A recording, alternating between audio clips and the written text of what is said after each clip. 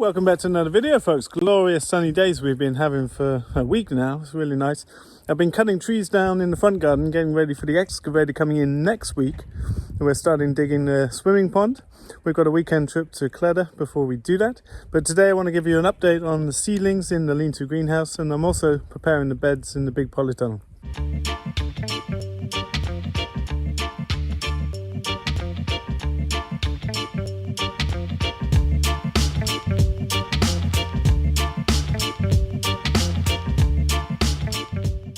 Now, I didn't have chickens this year at scale, and so for the beds in the polytunnel, I'm using cow manure, chicken manure, and peat-based compost that I've bought in. It's an organic, certified, pretty powerful compost that makes a really good no-dig bed for tomatoes, cucumbers that are going to need all that nutrient. So, remnants of chicken gear. Because we haven't been keeping hens over the winter, I haven't got a stockpile of good compost.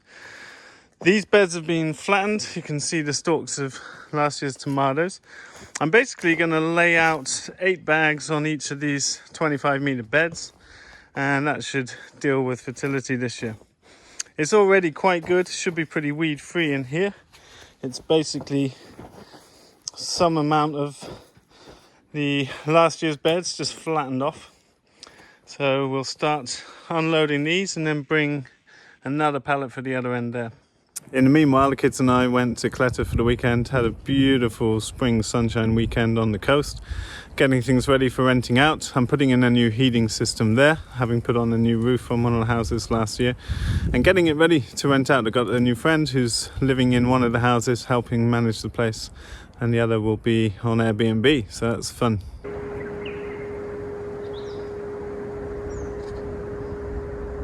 We are West Coast. Beautiful weather. Ragnar, what are you catching on this beautiful day? Gobies. Shrimps and little gobies. We have 2 gobies. Nice. I'll go to Grace.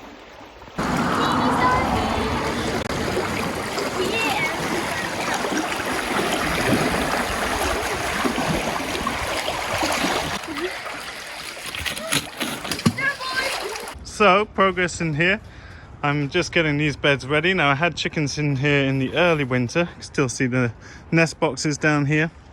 And so what I'm doing, because these are on top of last year's beds and we haven't had much bedding added in, I'm adding some manure-based compost. So that's a peat-based compost with cow manure and chicken manure for fertility. And that's going to be great for all the tomatoes and cucumbers, chilies, melons that we're growing this year. And then I'm using the tilther just to tilth the top part of the soil, just to get a nice even tilth surface that I can put some salad crops in before we get going. So bear in mind, here at 59 degrees north, we don't put out tomatoes until the end of May. Typically around the 25th of May in an unheated tunnel. We get what's called the iron nights here, so you can have heavy frosts in early June up to about 6th or 8th of June where we are here. We've even had snow at that time before, so you can never tell. It feels glorious right now working in the tunnel in a t-shirt, but it's still freezing nights.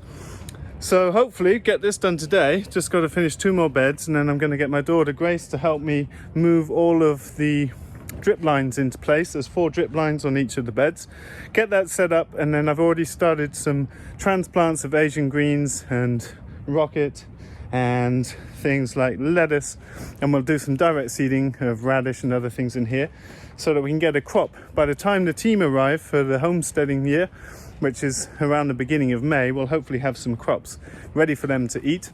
There's going to be a lot of hungry kids here this year, so it's important that we grow enough food, but I've planned a garden that we should have plenty for our needs, as well as for the camping people that are coming to camp up in the forest on the platforms that I built last winter.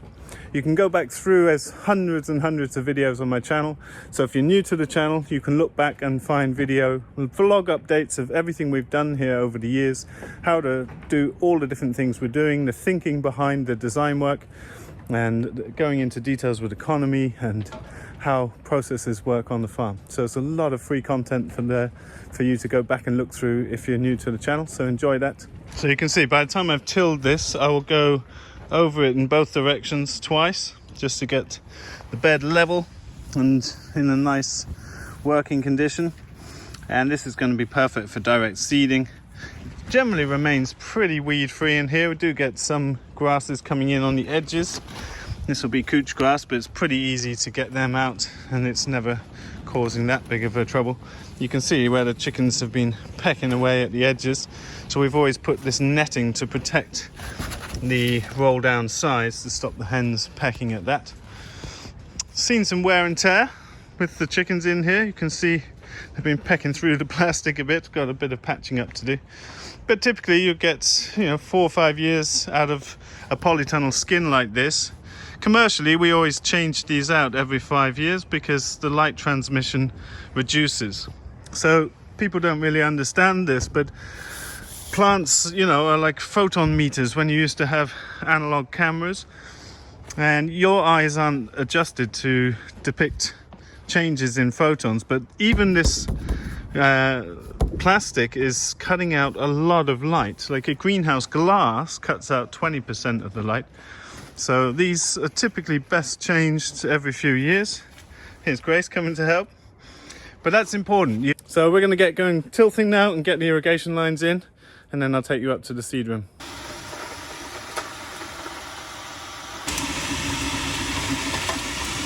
Okay, that's working good. We're just pulling 2 pairs at a time and attaching them into the header.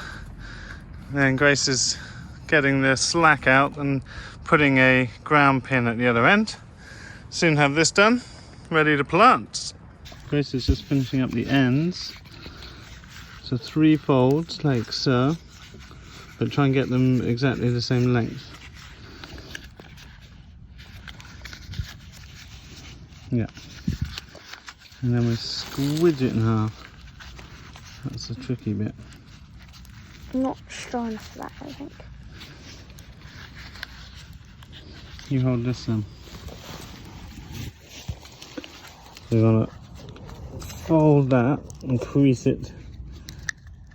We can slide this one with a bit of luck over there. And that's a cheap end blocker.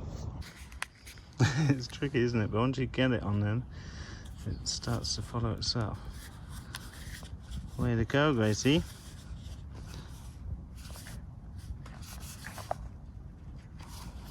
Perfect. Well done, sweetie. So, looking good. Now I've got to test the drips, because often when they've been a bit creased, crinkled, they can develop little holes that obviously they won't function if they've got any leaks. But it's still freezing at night time, so we're not going to test that just yet. It'll be 2 or 3 weeks till we get some crops in here, and we'll test it all out then. We've got a whole reel of drip tape, so we can replace any out if they need it. Looking forward to seeing green growth. Nice. All right, great job, love. That is sorted. We are ready for crops. Another thing we're growing this year is watermelon too.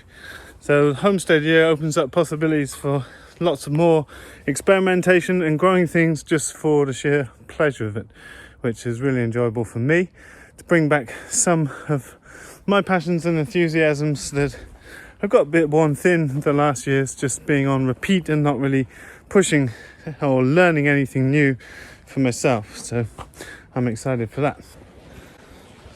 We've opened up the TP space. We've been having lunch on here in the sun to catch the most of it.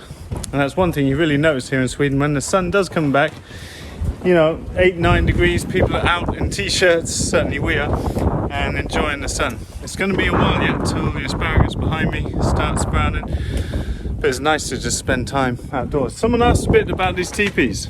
These are from Tent Teepee in Sunne, so the closest town. They ship all over the world, and they do small ones like we have up in the forest. I invested in these 2. I got a very good deal because they were used. They were kind of showpieces that they used in exhibitions or whatever. So the canvas is a bit aged, but totally fine. And what I liked about these is they really open up the carrying capacity of the farm. So previous, if you remember old videos, we had 9-meter platforms here with our yurts, which are now up in the forest for rental. And we could have about 40 people in that comfortably. But you can easily have, they sell tables that go with these structures, are slightly thinner, and you'd fit 8 on a table, and you can have something like 90 seated inside with the sides down. And if you open the sides out and have a slightly wider platform like this, you can have like 120 people. So I thought with the kitchen wagon could do pop-up restaurants, etc. And I just really like this open feel. It's really nice when the gardens is got full of flowers, and it's just beautiful to be out here in this space. Very simple design, but good design. You've got a vent there with strings that come down that I can pull on to open the vent up there. And that works on a elastic, very nice. And then essentially it's just a load of slow-grown spruce from the north of Sweden, and with these clever designs for opening up the sides. But what's really nice is the canvas is extremely good quality, and that's really what makes this structure functional and usable throughout the year. And it's been new for me to leave these up over the winter, but they seem to have fared the winter no problem at all. It will cut down the lifespan of the canvas, but it's going to last many years, and it's a very cheap structure, you could say. So I've been very happy with them. Have yet to teach a training in them, so this is our teaching space. And I do like yurts for their straight walls, and something about that circular shape that's important, but I think we'll make it work. Now, in other news, hens are being picked up next Thursday. I'm also picking up some extra for my neighbours who are homesteading just through the forest over here. They've been helping me look after the farm when I've been away over the winter, which is super generous, and we're up for working together, help each other out. We're also going to have pigs again, but it might be that our neighbour who already has Linderud pigs raises the sort of pink pigs that we had at the farm last year. It might be we do a trade where they raise them for us because they're already feeding pigs twice a day, but we might decide to have some at the farm, just a few for homestead purposes. We've got broilers to order in a month's time. And yeah, it's exciting times. We're going to have a look in the greenhouse. Okay. So, down in here, it's pretty warm. But we've got some great growth since I last showed you in here. Grace's artichokes already attracting ladybugs. Perfect. And we got leeks just popping up here. Lots of spring onion. That's all the spring onion for the year. Didn't get very good germination on our chili. That was a packet from a garden centre that Gracie picked up, but they're not professional grade seeds, I guess. This is the wheat trials. So we've got kamut and then Emma wheat at the end here. And I think this is another kamut, possibly. It's an unknown strain, but the rivet and einkorn didn't even germinate, so that's good. Tells me what to do. Now these are all in paper pot trays. It's really important if you raise in paper pot trays to lift them off the ground. See how the roots are air pruning under these? That's really important, otherwise these will become so root bound you wouldn't get them out the tray. So here on the wheat, for example, there you go. It's very hard for it to actually function as a paper pot. That's just test germination, so I don't care about those. But these I care very much for, and that's doing a wonderful job. You can see the leeks are much thinner because they're singly planted, as opposed to multi-sown spring onions. Ooh, yeah. And in here we've got kales doing nicely. I've lowered all the lights down now, the plants are growing. Lots of kales, more onions, first lot of spinach. We've got all our tomatoes on these 2 racks of 6 different types. And just got to be careful in this setting.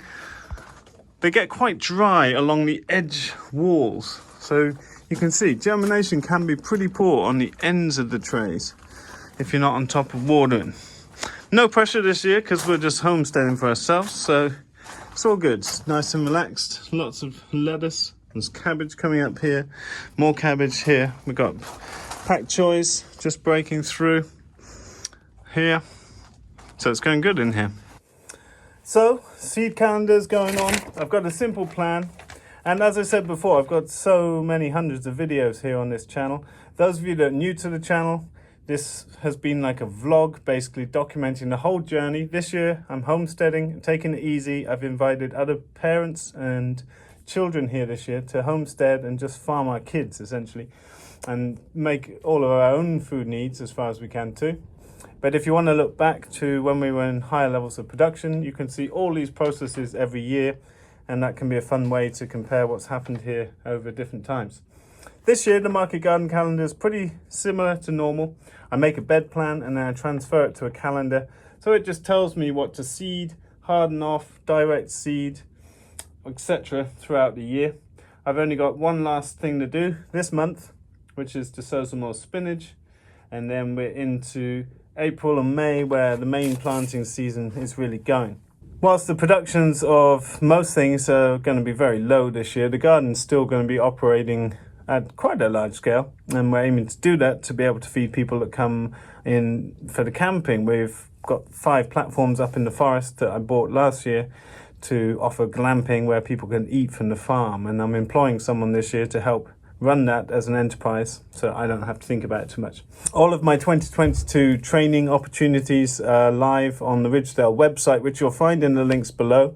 Right here at Ridgedale, I'm doing a 2-day pastured broiler masterclass, including a full day in the slaughter facility, because there's nowhere you can really go and learn this in an effective way at a farm like this, raising pasture-raised poultry. I feel like that's an important duty that I have. So I'm offering that training. There's also a 4-day no-dig market gardening masterclass. That's an epic training that many people have come for that short training and started their operations based on the information and resources that we share in that time. And then there's also a 9-day farm-scale permaculture regenerative agricultural design course. That's my signature on-farm course. If you want a broadest, widest ranging introduction to how we do all this stuff, that's my main course that I can share everything that I've learned in a concise, structured way. It's what many people have used as a springboard to reboot their own projects or to design and plan for their new projects. I'm also offering 2 of those workshops abroad in Ireland at the beginning of the year in June at Cattle Mooney's Heather Hill Farm. That's going to be an excellent course. And then in August, I'll be over in Wales at Henbant Permaculture with my friend Matt. That's going to be awesome too. And that's a family-friendly event. Matt's got a lovely family there, and there's other families that camp on that land, so it's a great opportunity if you want to come with family. And yes, look forward to meeting a lot of you this summer. It's going to be a really easeful and social summer for me, so I can't wait. Happy days. Thanks so much for watching as always, folks. Don't forget to click subscribe and give the video a thumbs up if you enjoy it. All helps with the algorithmical stuff. See you in a video soon. Bye.